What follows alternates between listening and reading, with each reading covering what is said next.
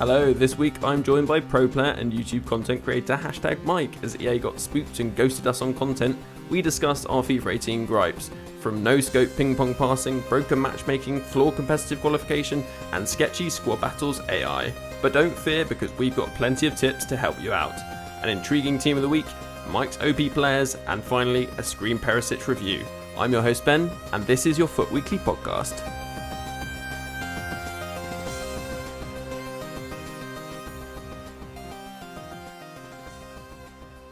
Hello and welcome to week 6 of the FUT Weekly podcast, and I'm delighted to be joined by a very special guest, as we often are in recent weeks. We've been very lucky, but this is a particularly good one. We've got #Mike, aka Mike LaBelle, or even as some may remember him, Dirty Mike, of course. How are you, Mike? I'm doing well. Great introduction. We've covered every basis possible there. Yeah, well, we like to cover all the angles here on FUT Weekly. But Mike, I know you're also a game changer, but you've had the inside track with EA for a little while now.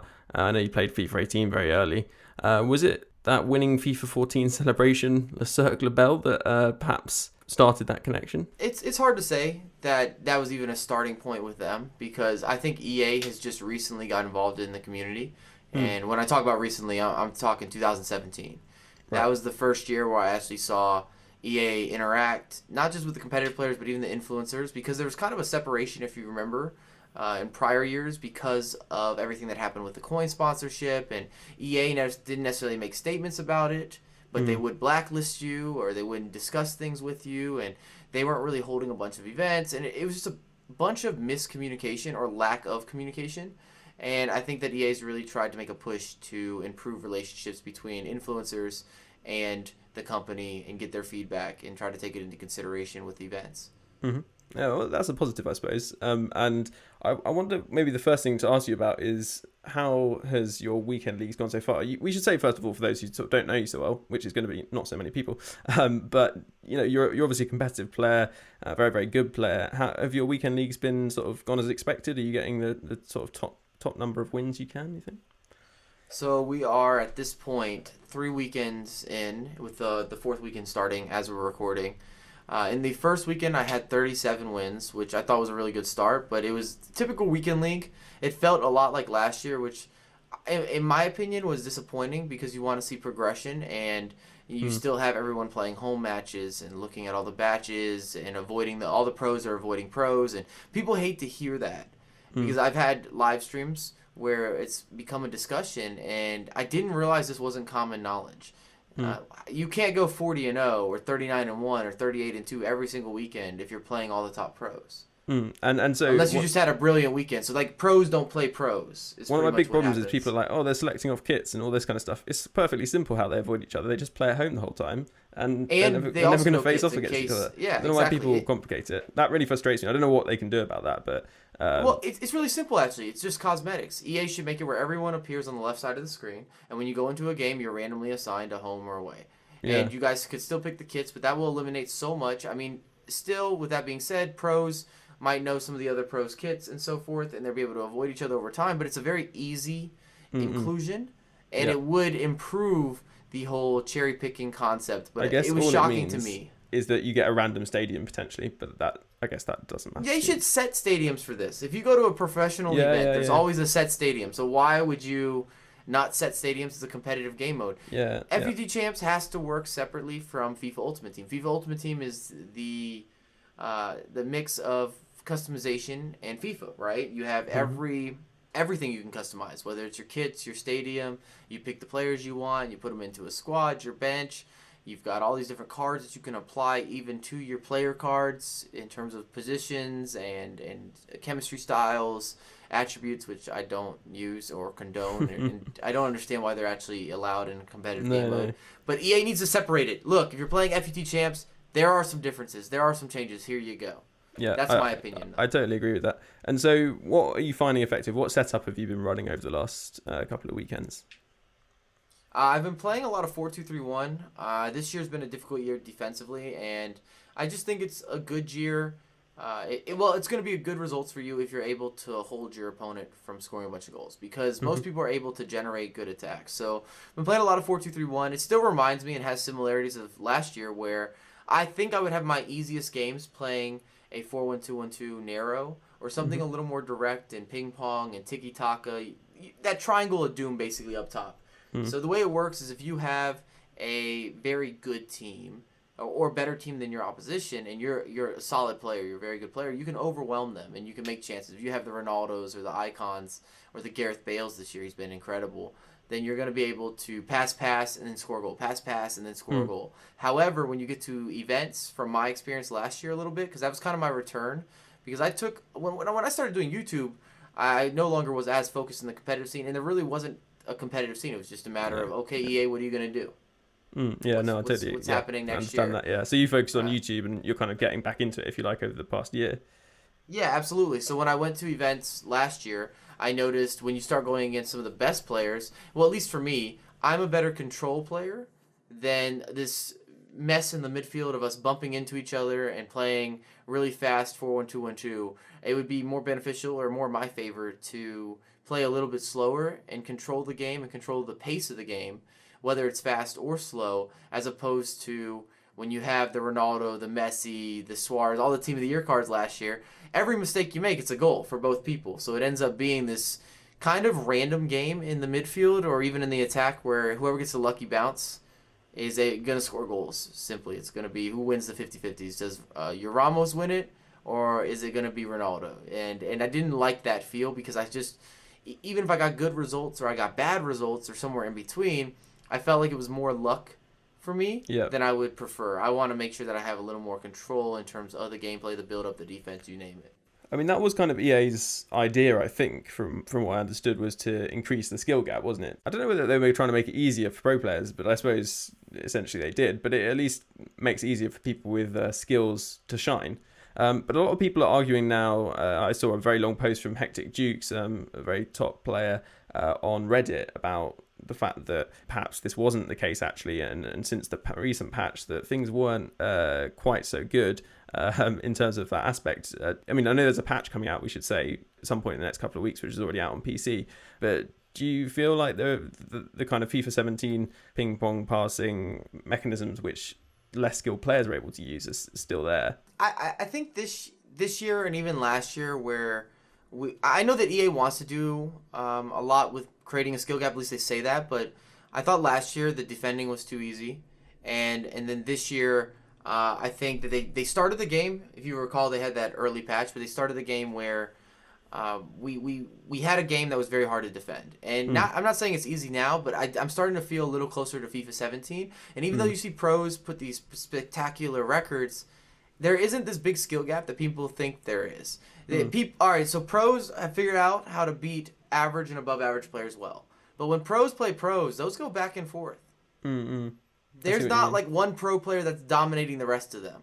That doesn't exist. If Huge Gorilla, for example, who's arguably the best player in the world based on last year, or even Vitaly Rocky, even arguably best player in the world from last year's results and how they've started this year, if they were playing against all pros, I bet you these results would be like, oh, they won 6, lost 4. Oh, they won 5, lost 5. Or maybe they'd have if you had a good run, it might be a win 8, lose 2. You see, but it's not this, oh, I won 500 games and I've only lost 5. If that's what I've seen this year on Vitaly Rocky's record, is something like that. I think it's 505 at the last time I looked at it. And that's not possible to put that type of record up against other pro players or other very competitive players. I don't care how good somebody says they're in FIFA. The game, at least, is not at a point where the skill gap is that big between levels where it would allow you to do that. Now, some of the old FIFA installments, I don't know how long you've been playing FIFA. If you go back to FIFA 2006, 2007, 2008. Yeah, I was around then, yeah. yeah, you were around then. Those years, there was a big gap between competitive players. Well, I wouldn't have known at that point because I'd probably have only been playing my brother and a couple of friends, so it's really hard to tell, isn't it? But as someone who played it back then, yeah, I'm sure you could. Oh, yeah. I remember those years because I got started playing as a professional, basically, in terms of at that level, going to tournaments, winning events. Would have been 2007 was my first FIFA Interactive World Cup in qualifying for the World Final. And there was big gaps between the guys that were at these events, depending, who you got matched up against.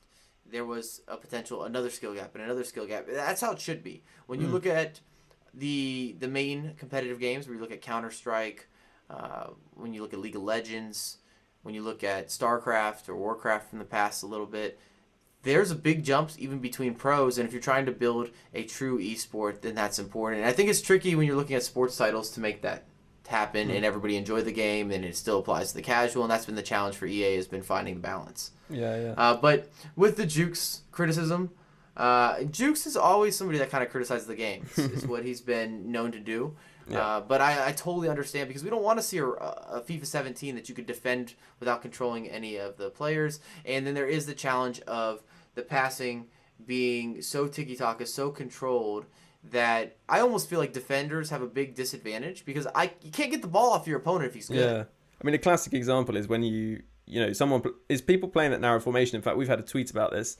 Someone tweeted in to ask you a question and sort of said, how do you deal with people playing this 4-1-2-1-2 narrow and ping pong passes it directly through the centre and relies on a sort of just the inevitable mistake or inevitable lack of agility or centre back has to just go past them and then get the one-on-one situation. It does feel like that has become the meta at the moment, and I think that's really disappointing, because I was really excited for a new game which looked like it was going to have the focus on using all the space, making passing plays. I thought during the capture event it was probably just because of the way people were playing, because everyone at the capture event was a good player and they've got football brains, so they're probably working the ball like that. But most of the people you play in weekend league, they're playing the narrow 4-1-2-1-2, and they're essentially exploiting the fact that there's zero passing error at the moment, it feels like. And then when they make when you concede a goal, then they switch to a wide formation, just hold the ball. Yeah. Because that's the big issue for me, is that sometimes you make the comebacks, but you're only going to make comebacks versus people that'll actually play you. They actually are going to keep attacking, because I've gone against some people over the weekend league where I see them using every bit of the pitch, every little portion of the pitch, and I'm on ultra attacking, offside traps, high pressure, and you can't always get the ball off of them because the passing is so accurate, and your team's not always on the same page. Is a big issue right now in the game, in my opinion, is the pressure play and the double teams, and then how your team, I would say the AI with defending. So like, if my attackers, I'm stepping with them, and I'm stepping with my midfielders, then the defenders can't sit back. Or if I step with my attackers, the midfield can't sit back. And that's what happens, is that you're trying to create pressure, but you can't control all 11 at once. It's like, guys, come on, we're on ultra attack. Push, push, push. We need to make sure that we are going to make this difficult on our opponent, at least to hold the ball. And I hear Hectic Jukes. I hear the complaints about the post-patch. And I think that's something that we could discuss. Yeah, where the game started and where it's at. Do you actually think that it's post-patch was the problem? I think it's more likely that it's what I call post-weekend league.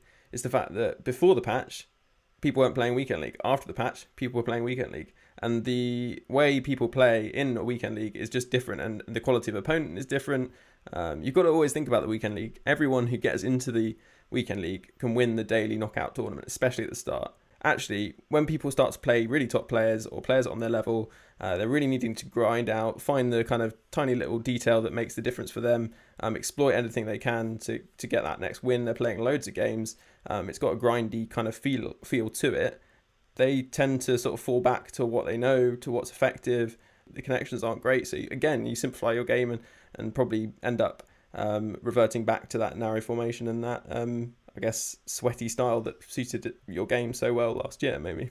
I think it's a combination where you have post-weekend league, which you kind of stressed just now, and that's going to bring out the worst of everyone, because every single win matters so much, especially if you're interested in qualification or you want the top rewards.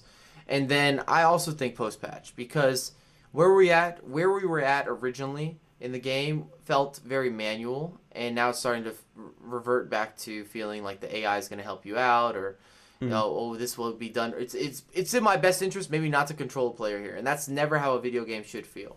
Yeah. You should always be using your own skill. Exactly. And I don't know. It's tough. It's a tough job for EA, because they have that challenge of trying to balance everything, but from the pro side, if you're really great at the game and you have a greater understanding, a greater skill level than the other people that are playing, then you want to be able to utilize that. You want to maximize that.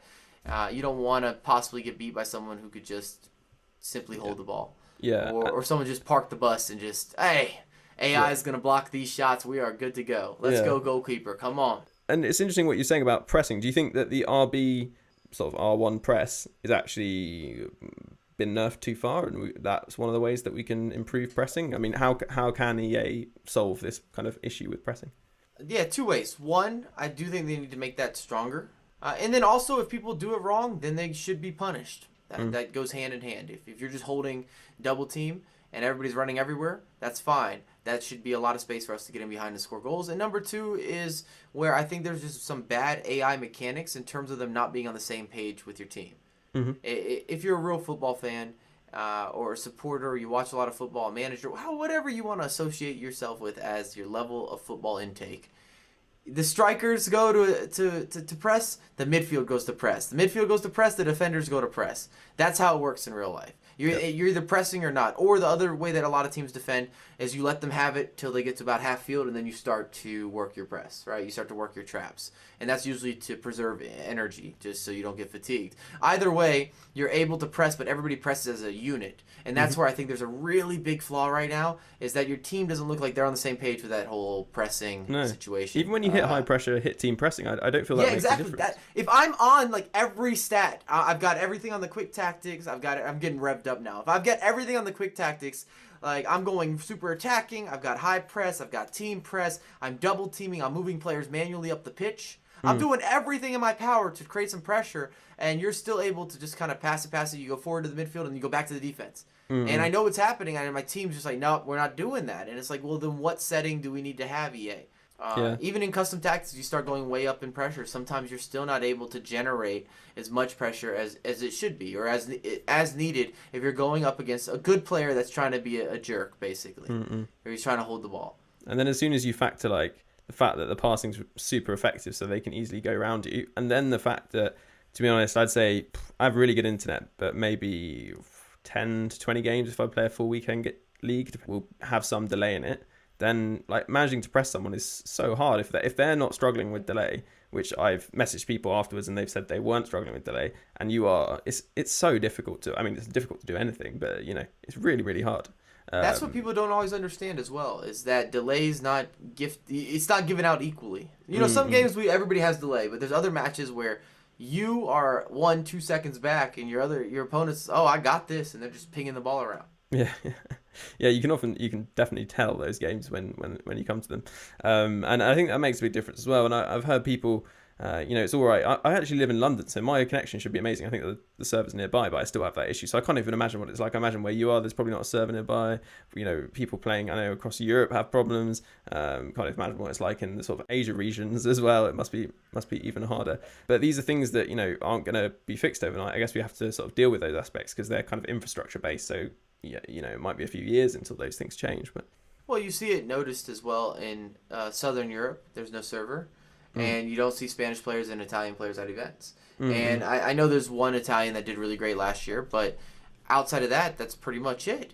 And more so is the stress that I want to put, or the importance, or I guess just being able to notice that, hey, where are the Spanish players? Because these are guys that qualify for events throughout the history of FIFA all the time. And they're winning events. They're in the finals. They're in the top 4 at events over and over again. So what do you think? They just stop playing? No, it's not that at all. It's just that every game they play has so much delay that it's almost impossible for them to hit 40-0s. Like their best player arguably would be Gravison, and we were talking about it. And I talked to EA employees about this when we were in Madrid, and they're aware. They know that those nations are kind of screwed.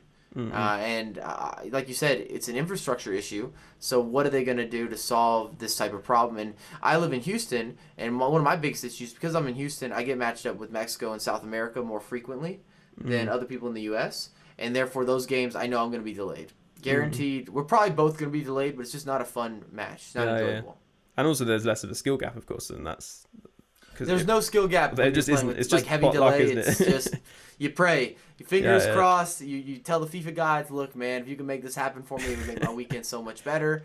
But it is not good. It's just not good whatsoever. Those games are always stressful because you can't play defense properly, you can't play offense properly, and usually your opponent's in the same type of situation. Yeah, I mean, I know some esports teams, I think they've even been thinking about moving to places where there are servers and things like that. So it's getting pretty serious. And actually, while we're on the topic of esports, one of our questions from, actually, it was our guest last week, Dan, FUT Trader X, he asked you, Mike, what you thought of the new format called the E-World Cup that they've just introduced.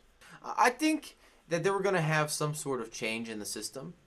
I always felt like what we saw last year in FIFA 17 was not going to be the final format. There's things that I like about this, and there's other, I guess, areas for concern or other adjustments that I'd like to see made. So for you guys at home that are listening, and maybe you haven't seen this yet, the way it works now is that there are 64 participants from the FUT Champs Weekend League. The top 64 basically in the world will qualify for the in-person, the LAN event on the PlayStation and then on the Xbox also. And it's no longer region locked. But my issue with this is, well, then shouldn't we all play against each other? I know the connection might get really dodgy then. I don't connect bad to most of Europe. But I could see if you were connecting to Asia. But because there's no regional I guess, qualification process here, it's now open to everyone, then it makes me think, well, who's winning here and who's losing? So the winner is going to be Europe, which is fine. There's so many players in Europe, a lot of great players, and now there's more opportunity for them to qualify. And then rest of the world, and, you know, some of these guys would definitely disagree with me, but in my opinion, the rest of the world, it's probably the top 3 or 4 guys that are going to be the guys that have a chance to compete versus the world, right? Versus the rest of the people that are playing FIFA around the world. Maybe even less. Maybe it's the top 2 or 3. And those guys will have no problem qualifying for an event because their region is easier. So those are still the people they're matching up against. So you're going to see a lot of 40-0s, 39-1s, 38-2s from players that might not be able to necessarily post that record in Europe or in North and South America. And I think North and South America is we're going to have the biggest, I guess, I don't want to say downgrade, but it could impact the most our group because it's still a difficult enough regions or region, so to speak, how they link this all together, where it's hard to get even 35 wins, especially between the delay and the distance and then the level of players. And that would never qualify. You're going to need almost perfect results where I'd say you have to get 37, 38 wins every single weekend league in a qualification month to give yourself a chance of being top 64. Just based on the current system in play. So it should be interesting to see how this kind of develops. How many players from Americas actually qualify? How many players from Europe qualify? And how many players from rest of the world qualify? I think we're going to see like 40 Europeans. I really do, out of the 64. And is that fair? I mean, I don't want to start an NA versus EU war here, but the top EU players, there are a lot of really, really, really good EU players. Well, I think I liked the system better before because you then went to a regional and then qualified for the world event. So it was still the same thing. You were at a regional qualifying for a world event, and maybe if they wanted to let more Europeans go to the European event, so therefore they had more that could qualify, or maybe instead of top 3, was it top 3 in Europe? That qualified, I think, from the original regionals, or maybe top 4. It was top 4. I think so. Like maybe you extend that to top 8 at the actual regional event. But this causes conflict because EA didn't change the system of qualification. For me, that's where there's conflict. So if EA had fixed the badge situation, the kit situation, the stadium situation, the fact that people only play home games, like we already talked about earlier, if they made an adjustment to that system, cool. Then also makes it where people have to actually play against each other. But I don't like that they made a change, I suppose, with the 64 slots, and they didn't make a change to the online qualification. But I do think it's fine overall. You know, if they wanted to do it just top 64, it's going to be hard to qualify. But last year, it was hard to qualify, too, even with the region. So it's not going to be easy regardless, and it's not meant to be. But I do think that EA really needs to rework matchmaking. And I'm looking at the FUT Champs channel. This is where I can base this off of. I see the guys that are top, right? 40-0. They played no top 100 player, no Elite 1 players. They're 40 games. 40 games, not one. You can go look. If you don't believe me, this is public information. Go and look at some of these guys. Even, like, I think Huge Gorilla was 40-0, number 1 in the world, most skill points, right? And I think he played one Elite 1 player in the whole weekend. And that was the top skill point. So then for me, it makes me wonder, like, okay, how do skill points work?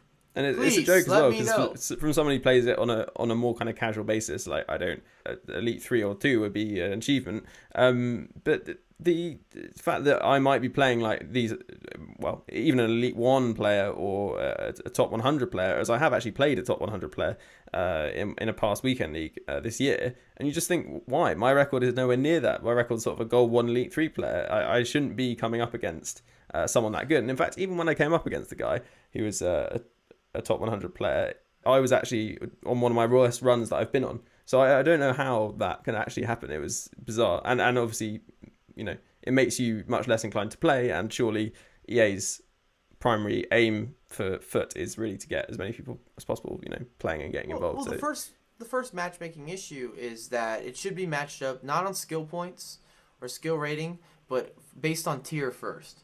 So my biggest issue is that I might play a top 100 player or somebody that has 30 wins. I only have 12 wins. Yeah. How can we match up right now? I don't mind playing that opponent, but let me match up with him when I have 25 wins. So we're at least in the same tier. It should go where you're, okay, I'm in silver, so I'm matching up against silver players. Oh, I'm in gold, now I'm matching up against gold players. Oh, I'm in elite, I'm matching up against elite players. So just I think elite and top 100 is fine. Like, they can all go together, but it doesn't make sense for an elite player to be able to match up with a silver player. And I've seen that happen. Yeah. To summarize, basically, I don't have a problem with anything they've announced in terms of qualification process, but I wish that they would change the online qualification process, because that's where we're using that as the main format for qualifying, right? It's the initial format. And I think that it has so many obvious flaws. You don't have to listen to me speak or you speak to be able to assess that, this is not the best way of doing this. Or I know that I should not play maybe as an away game. And that's just ridiculous to me, that we're in a competitive game mode where it's hard to get games now, right? Yep. I don't know if you've started to play. Sometimes I wait 10 minutes to find a game if I want to be home. I think that's probably just an NA thing to an extent, but actually in the UK, even I've noticed like a steady drop off in the quality of connection, whether that's sort of other modes or FUT Champs. And I think that's normally is because obviously it's struggling to find as good an opponent for me to face. But yeah, so let's move on to some tips from yourself. I know you've got your YouTube channel, which is, Mike? You can check out my YouTube channel at youtube.com. I think it's a / #Mike, and you're in there. Or you can just search #Mike or Dirty Mike or Mike LaBelle. Just get in the search bar and it'll come up, man. You got this. Perfect. So on there, I'm sure they can find plenty of these kind of tips and things that I'm about to ask you. But one of the questions we've had from quite a few people is, how do you remain calm under the repetitive pressure of FUT Champs? That one's from Ibrahim. And I mean, it's something a lot of people ask. The other thing I suppose to ask as well is do you have any other kind of general tips for FUT Champs? Not necessarily sort of gameplay and sort of tactics, but sort of the overall picture. I just put out a video talking about this. We've retweeted it, so people can find it. I just dropped this, but what happened, or a good way to kind of address this is using the word you used, in repetition. How do you get out of these hard situations over and over again? It is repetition, and then as you get more practice or more experience, you get more confident with being able to pass out of the back. Knowing when to shoot, when not to shoot. A lot of people want results, but without making changes, without making adjustments. They want to do the same thing, and they just expect to get better. And that's not how FIFA works. You have to very, very much so be honest with yourself. What am I doing wrong? What am I doing poorly? Where do I need to improve? And it's not fun to work on an area of your gameplay that you're not good at. If you're not a good defender, if you don't know how to use skill moves, if you struggle with creativity, it's not fun for you to focus on a struggle area. It's fun to focus on the areas that you do well, that you excel. Oh, man, my passing is fantastic. Let's do that. Oh, I'm loving these skill moves. Oh, I'm taking long shots. Hell yeah, let's do that. And well, you see what I'm saying, but nobody wants to focus on where they are dreading to that portion of the gameplay where it's like, oh no, he's down the sideline, I don't know how to defend crosses. Oh, this is gonna be bad. Shit, he got a corner kick. This is bad news here. I gotta have to defend corner kicks. I do this really poorly. I concede a lot of corner kick goals. But you need to actually address, well, what am I doing? Let's start trying something different. Or let's watch some videos and apply that to my gameplay and see if that helps me, or if it doesn't, or maybe it inspires you to try something new. Sort of leading on from that, is think about repetition. Doing the same things again and again wrong is always terrible, because it just reinforces the habit. But one thing I always think people underrate is not making like sweeping changes to when you do make changes, because sometimes you can't tell whether it's making a difference. So for example, if you're struggling in weekend league, you decide to change your whole team or change formation or whatever, often it makes more sense to just like take a step back. Actually, what I'm doing badly is I'm defending badly. Often people can blame that on the formation. Like I tried to switch to 5 at the back because I thought maybe that would help, but actually it was just human error. I wasn't defending very well. Yes, it's very difficult to defend, especially people who play it down the centre, ping pong, as we were saying earlier. But what I realised is all I needed to do was just focus more on what I was doing with my defensive midfielders and the way I was defending in that area, not think that I needed to pack that area to defend, if that makes sense. Absolutely. No, it does. And also, I would highly recommend, don't go changing up a bunch of formations and tactics in the middle of a weekend league. Don't do that, because you haven't practiced with the team and maybe that formation. You haven't practiced with these new tactics, and now you're bringing that you're making that adjustment in the most competitive game mode that FIFA offers. Yep. It's just not smart, because every time you make a mistake, people are going to punish you for it, and then they can be real jerks, man. They can definitely do things in that game mode that doesn't happen in regular head-to-head, doesn't happen in the draft nearly as much. And it's just not a good time to introduce something new. And I guess to kind of redirect towards the previous question, like tips to how to improve your weekend league, basically, without necessarily just talking about gameplay. And it sounds like you saw the video if you retweeted it, but I talked about where, like, there's simple tricks to kind of improving. One would be taking breaks. Even after you've had a really hard game or something, even if you win that game, sit down for 2-3 minutes, 4 minutes, go walk away from the console, because a lot of times you carry that mentality. Even though you had a win, it was like stressful on your mind, and the next game you're looking to maybe relax, or you are relaxed. You're like, whew, just came out of that game, I got a really big W, and then because you have that relaxed state of mind, you give up 2 goals in the first 20 minutes, even though you're coming out of a good result. But this has happened to me, and it happens to a lot of people, and that's why you want that break. And then the other way of viewing this, let's say you come out of a tough loss, 90th minute, or it was just awesome BS, man. It was a bounce back, you don't agree with it, or you missed a bunch of chances. Turn the damn console off. Turn it off. Do something else for an hour. Because once you're tilted, and I'm sure that you're co-signing this, if you have any level of rage, tilt, you're not going to play well. Yeah, without a doubt. Yeah. You're going to rush your gameplay, you're going to make more mistakes than normal, and you're going to be punished. And this is when people go on real losing streaks, 3-4 games in a row, 5 games sometimes. And it's all because of one loss. Because you also say that, and one of the other things I noticed in the video, which is a good tip, but I find it so hard to actually carry out, I guess, in the non-competitive world, is the sort of practice game before playing a session of FUT Champs. Like playing a game, whether it's divisions or maybe even squad battles, although questionable, it does make a huge difference. I would not recommend squad battles for a warm-up. Yeah, it's kind of like a totally different... The connection's too clean, and the AI doesn't adapt to anything you're doing. Yeah, no, it's true. You're not going to have that connection when you go into an online match. Yeah, ignore that. If you're going to play a game before, make sure it's online. Any online game will be good for you, even if you bash your opponent. Yeah. Any online game, because it just allows you to get a feel for online gameplay. Just that 15 minutes or that 12 minutes, whatever it might be. Your hands get warm, you take a couple shots, and you don't go in and have a rough first half. I've always had this struggle of starting the weekend league. Not necessarily the first batch of games, when you go into your first 10 games, but when I pick up the next day, when I pick up the day after that. Yeah. Always struggle to get in a good rhythm, because you usually play somebody very good or very skilled right off the jump. Yeah, I totally agree. And it's interesting because actually, like a lot of our listeners, I don't have time to... I kind of use a weekend league game as a warm-up game because I don't have time to play all the games otherwise. But whenever I have had a practice game or had a whole week, like last year I put aside a weekend to really kind of go well, I say put aside, it just happened to be I didn't have much on, and I really went for it, and I played a practice game before quite a few times, and it does make a huge difference. And you notice when you play a weekend league, just jumping straight into it, the first half especially of that first game you play is always so bad. Like I almost always find that I'm a goal down or go a goal down first. And it is pretty rare that you get a good start. So I think that's a great tip. And as I said, strongly recommend watching that video that you put out. It's really good. Right, let's move on to something else. I wanted to quickly ask you about what kind of... You said you were playing the 4-2-3-1.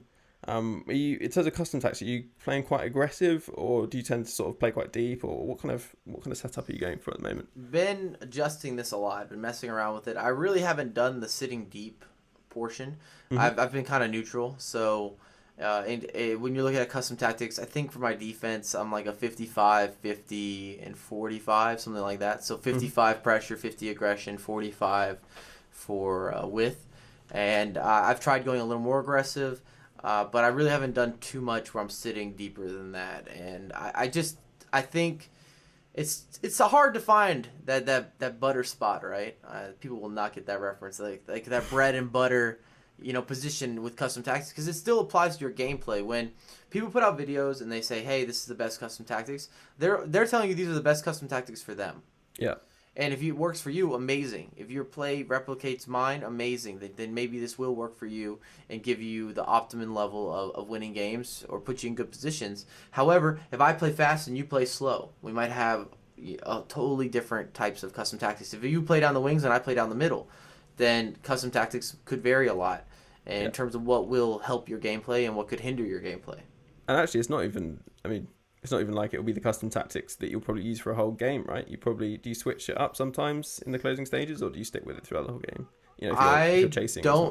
I don't make adjustments normally to my custom tactics unless I'm chasing. So if I need to chase, then you obviously up the pressure.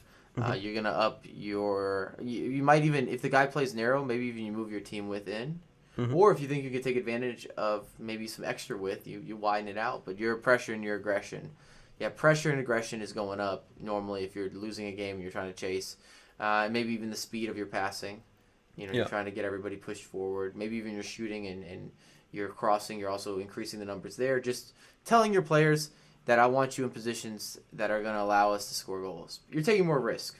And you mentioned the 4-2-3-1. Do you have another formation up your sleeve that you kind of bring out if you're behind or want to sort of, take advantage? So I've been experimenting with the 3-5-2 as a chase formation. I've been doing that as well. We discussed it last week, actually. We had Louis Roach, footwear guy, I know Louis. on last week, and he was saying that I was trying to say, should I use it for a whole weekend league? And he was like, hell no.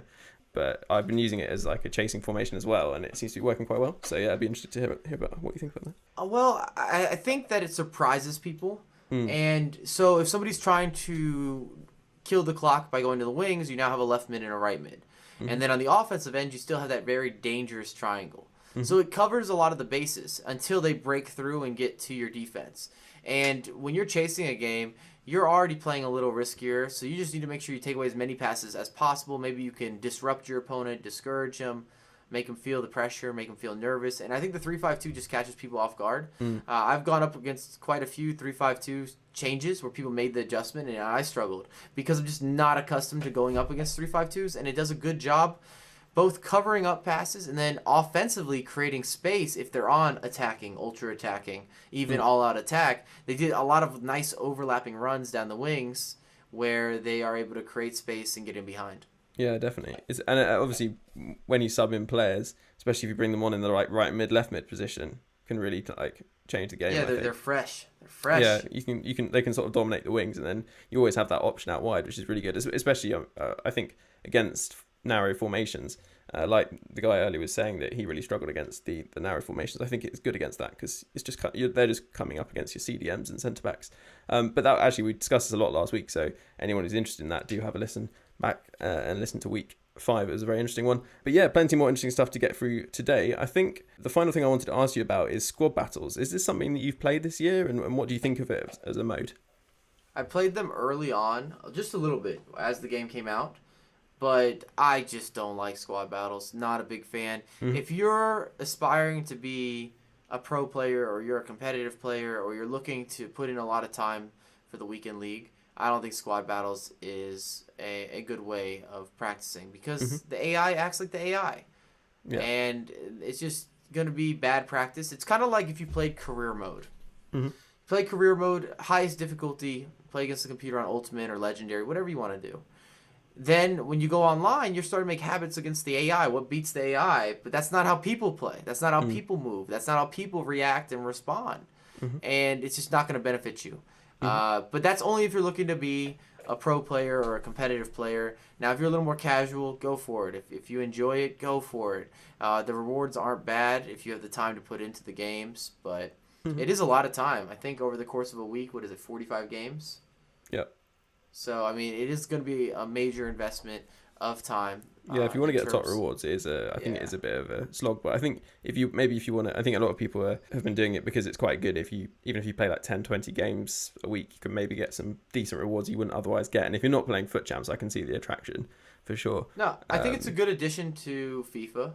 Yeah. But you're asking my opinion in terms of enjoyment. Yes, exactly, I'm so burnt out of playing as the AI, and I only played throughout this whole year. I couldn't have played more than like 30 games, and I was sitting there like, this is just bad practice. I'm gonna make bad habits, and I just don't like it. It feels as if the sliders have been turned down on your team. So it doesn't feel like I'm being outplayed by the AI. It just feels like my team no longer runs as fast. They make a lot of unforced errors, and I just think it's bad practice for the whole online. Yeah, a lot of people have been getting quite frustrated by the sort of...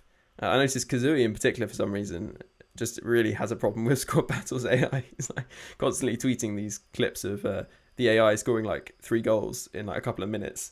When he's well, I'm telling you, they turn down your sliders and they pick up the AI sliders. I have played a couple games where the goal or the goals that the AI scores, and I'm like, what? Yeah, it's not possible. I've never seen this happen before in this FIFA. It is true. It's like you can suddenly see like they flick a switch and they just like score, and you're like, okay, nothing I could have done about that. But that aside, I think I'm in agreement that it's a great mode, and a lot of our listeners are enjoying it, which is great. So in a few weeks' time, as I was saying earlier, we've got a patch on console which should change passing particularly. It will stop people being able to pass very accurately, backwards. So those passes where they suddenly turn and spin on the spot and pass it, 40 yards really accurately, shouldn't happen anymore, is what the patch notes are saying. And I think that's pretty much a few goalkeeper fixes, drag back fixes, a few different bits like that, step over fixes are in these notes. But the main thing is the changes to passing accuracy, and they've really seemed to have tried to reduce the effectiveness and the ball speed and things like that. So do you think that will make a significant difference in terms of what we were talking about earlier, in terms of that ping pong passing down the centre, which has really been frustrating people?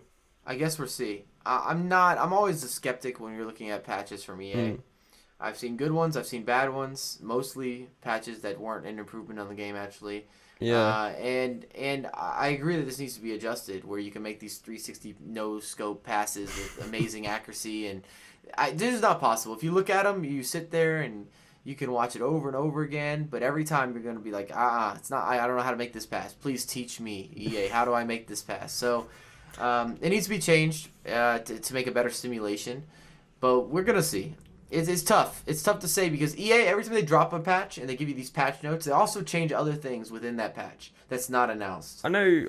I always thought that I always kind of trusted them to an extent, but I feel like in the previous patch there was definitely stuff they changed in terms of defending, which they didn't mention. So I'm not entirely convinced that this will be all that they change. In terms of the passing changes, though, one thing I wanted to bring up with you, because we obviously both at the capture event playing the game, and I really felt that this wasn't possible. These kind of 360 not 360, that'd be a whole degree, but you know what I mean. Whatever, 270 degrees, 90 degrees, 180 degrees, you name it. Yeah, whatever it was, these crazy passes you could play with your back to the player you're passing it to, I didn't feel they were possible at the capture event. And I even remember trying, because Japes asked me to check. He was like, can you still do those crazy no-scope passes? And I was like, no, I'm pretty sure you can't. It seems like that isn't possible. But it really feels like it's gone back in a way. And I was going to ask you, do you definitely feel like the current build is the best build of the game that you've played? Because I know you've played a few, actually, haven't you, even before the capture event? Yeah, I think we're coming on build number 4, right, this year, because we had the pre-game build. Actually, I had a build before that I played as well, because I went to Vancouver, so I played that build of the game. Then we played the capture event build, which you and I played. Then we had the initial game that came out, and then we definitely had a patch from there. So we're 4 builds in right now. Yeah, I think we are. And do you think this is the best one? Because a lot of people seem to think it's the one that the actual release date version was the best. I think I would have preferred for them to keep that initial build and given it more time to let people play and adjust. Yeah. They got bad feedback from some people, probably some of the guys that didn't want to adjust, and then we didn't give it a real chance to be able to say, oh, this is amazing, or oh, I hate this, or it's terrible. You need to play a few weekend leagues or a couple weekend leagues. And that's a good way of always figuring out if it's good or bad. Yeah. People will you know pretty quickly over the weekend. And I think the one thing though, I really felt the keepers were really problematic. So maybe they just felt they had to do something. So that's another issue. Right, you can change the keepers without changing the game. That's a good point, actually. But on that note, we'll take a short break, and we'll be back with a little look at the team of the week, an informed impression, and a dynamite discard. So that's some player reviews as well for those who are joining us for the first time this week. See you in a second.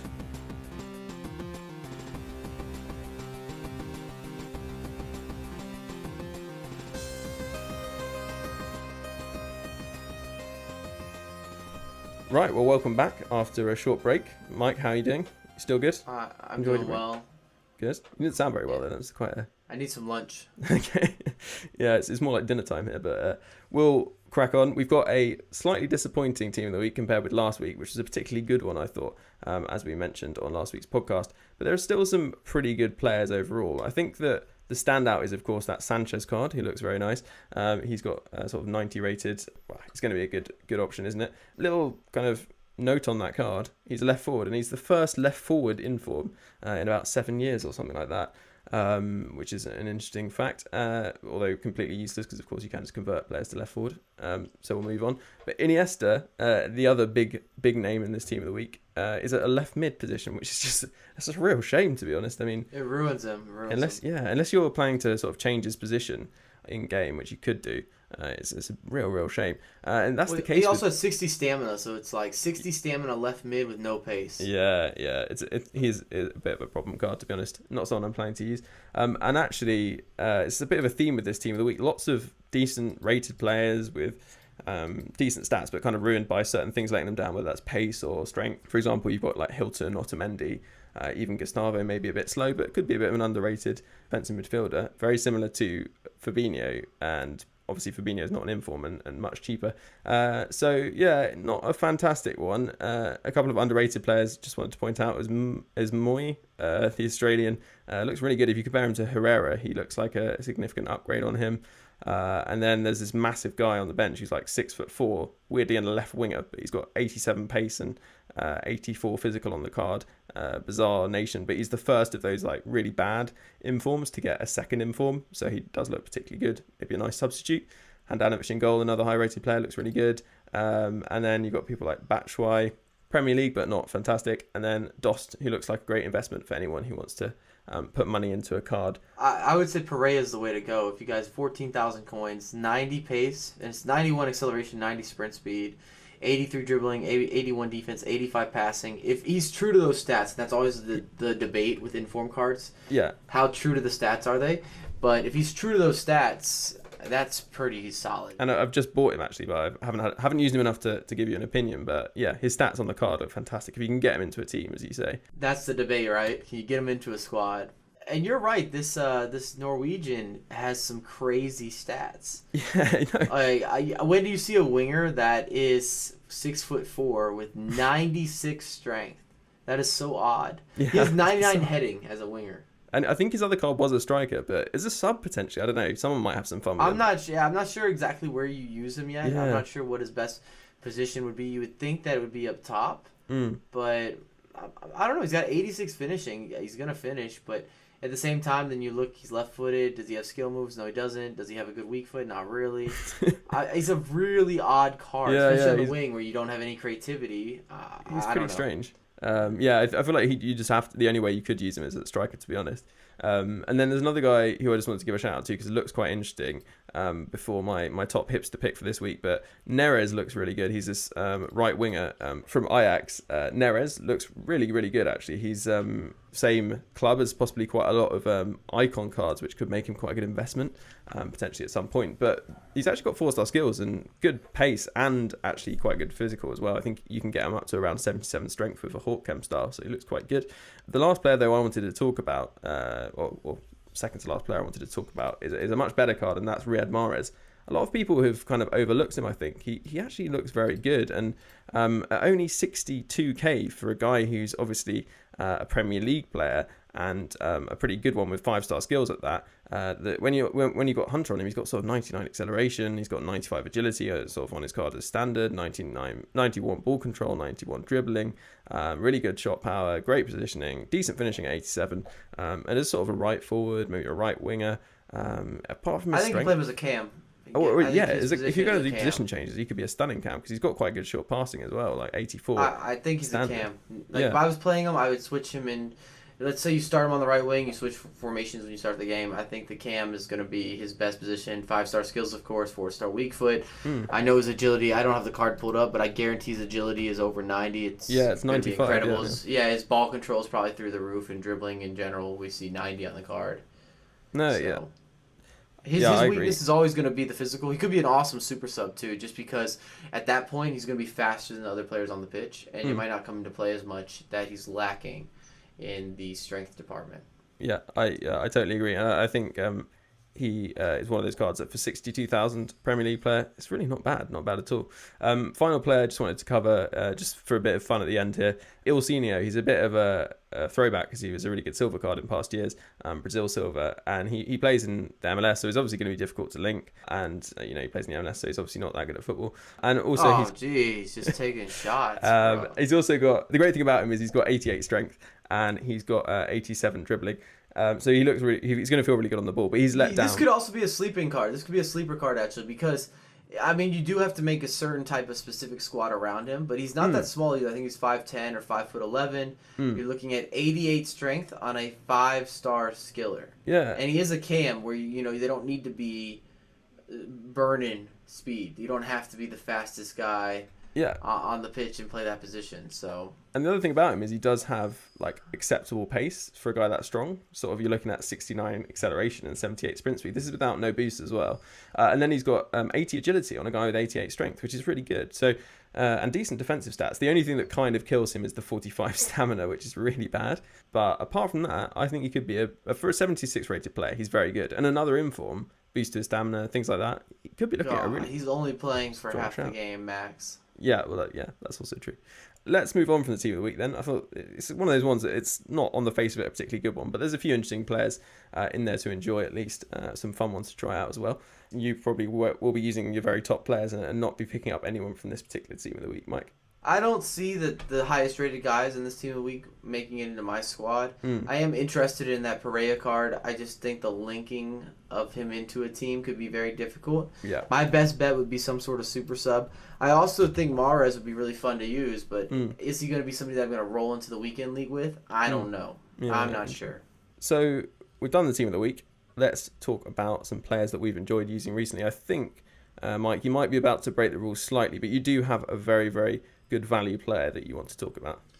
Yeah, if you've been watching my channel, I always like to discuss overpowered players, which means guys that sometimes aren't as high rated and typically play above their means, above their value, at least their card value, and they're often cheaper. And I thought I'd bring up a midfielder from the La Liga. A lot of midfielders I don't like, actually, in the La Liga until you start getting into higher price points. But I think Paulinho, where he got so much criticism for actually the amount of money that he's making at Barcelona and the quality of player and all of the above. However, he is great in game. If you're looking for a balanced center mid, could play him as a CDM if you'd like. He would be a great shout. Somebody that I'd love to have in many different squads. And I'm gonna roll off a few overpowered players. So I'm gonna go with another center mid that doesn't get enough love. He's more of a holding mid, actually. Is Matic. If you haven't had the chance to use Matic in the Premier League, I actually think he's much better than Bakayoko, and that's going to probably go against the grain. But if you gave me the choice all day, every day, I'm taking Matic. Better positioned. He's larger. I got you. I knew you were going to ask. He's got better positioning. He is a much bigger presence. He sits on top of the defense very well. Well, Bakayoko doesn't quite have the work rate, does he? He's not. I think Bakayoko is maybe medium, and I think Matic might be high medium. So he's maybe a bit more defensive, Matic, actually. He definitely is more defensive. And if you're using Bakayoko, if you're using Matic, then you don't want them to score goals. That's not their goal. That's not. They're not on the pitch to be your offensive weapon. So if that's the case, then I want to have the big dude that breaks up plays, has the physicality, covers his ground. I can count on him being in the right place at the right time. I also love Rudiger as a center back. If you're looking for center backs, I know he's in the Prem. He's not going to be extremely cheap, but he's also not going to break your bank. He's affordable in that sense. And in terms of attacking players, a lot of those guys, even though I consider them overpowered, like the Gabriel, Jesus, you're looking at, I know he just had an inform, so his price even probably peaked higher. Or even the Martials. Those guys aren't cheap, but they are overpowered as hell in terms of lower rated that can kill it. That absolutely could be your weekend league dream. Mbappe's still nasty. That man is a disgusting player this year. I'm trying to think other wingers that I've really enjoyed. I want to almost feel like I need to interject a couple wingers in here as well that have been on the cheaper side that'll get the job done. And Inaki Williams is still Inaki Williams. Yeah, so that's a nice he's been guy such to throw good in. super stuff for me, actually. Really good, yeah. I think my favorite overpowered player this year might be Muriel. Absolutely adore Muriel. Still using him right now in the weekend league off the bench. He's got such good strength and pace. It's ridiculous. He's just the perfect type of guy to come in and change a game. Yeah, he's great.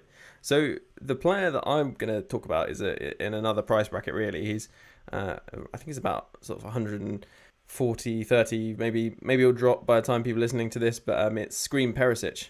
He's one of the standout Scream items, I'd say, because of that position change to Cam. And one of the great things people love about him is, of course, that 4-star skills and 5-star weak foot. And I've been using him, I don't know, a few games in the weekend league. And a bit the rest of the week in competitive modes, and have been really, really impressed. And I think what I've done, which a few people might not have done, which really makes a difference for me, is to just leave him on basic. A lot of people go for your hunters or other sort of chemistry styles, but Perisic with basic just looks really good because he's got high sprint speed already. So his acceleration goes to 86. He's got 88 sprint speed. He's got really good agility, 85 agility with basic, and then 91 ball control, 91 dribbling. So that's really nice package in terms of the pace and dribbling. And then he gets that nice 5 boost on his finishing from basic, which puts him on to 85 finishing, and then also the 90 shot power as well. So he's actually got decent and heading towards top sort of higher tier shooting with basic. I'm just playing at Cam, and he's just so good. I'm really, really surprised at how good he is. He does feel like he's worth the coins, which, the upgrade isn't huge, but of course the position change is great. And just having that physical presence as well. He's got 82 strength, he's got good stamina, he's got good jumping, so he can like hold it up a bit and provide that kind of target man if you need to launch it forward. So he's good, he's really good, and I can't really say anything bad about him, to be honest. I mean, no doubt playing more weekend league games will maybe expose some of his faults, so maybe I'll talk about that a bit more in a future podcast, but just really impressed. Seems to be able to score finesse shots, which I didn't expect because he doesn't have a trait, and I've struggled with players without the trait this year, but he's got a speed dribbler, and he does feel like a very, very nippy player, and just capable of just doing something a little bit special, which I always enjoy. So yeah, very nippy player. That's nice. That's we don't use that word here, not in that sense at least. Oh, really? When you say nippy, it would be like, I guess your nipples are hard. So it's just funny to hear that used as a descriptive word for Perisic. Yeah, no, I haven't investigated his nipples particularly, but whatever floats your boat, man. Yeah. So it's the end of the podcast, I think. Thanks very much for joining us, Mike. It's been an absolute pleasure. Really enjoyed your insight today. Where can people follow you? And obviously we mentioned YouTube earlier, just search hashtag Mike, but you also have Twitter, I guess. That applies everywhere. I'm hashtag Mike on everything. Snapchat, Instagram, Twitter, Twitch, you name it. We are locked and loaded. We're hashtagging it everywhere right now. Yeah, it's been a pleasure to talk to you again and see you again. And hopefully we'll look forward to having you back in the near future. Thanks very much. Yeah, thanks for having me, man. I'm happy to be here, man. It's glad to see everything doing well on your podcast.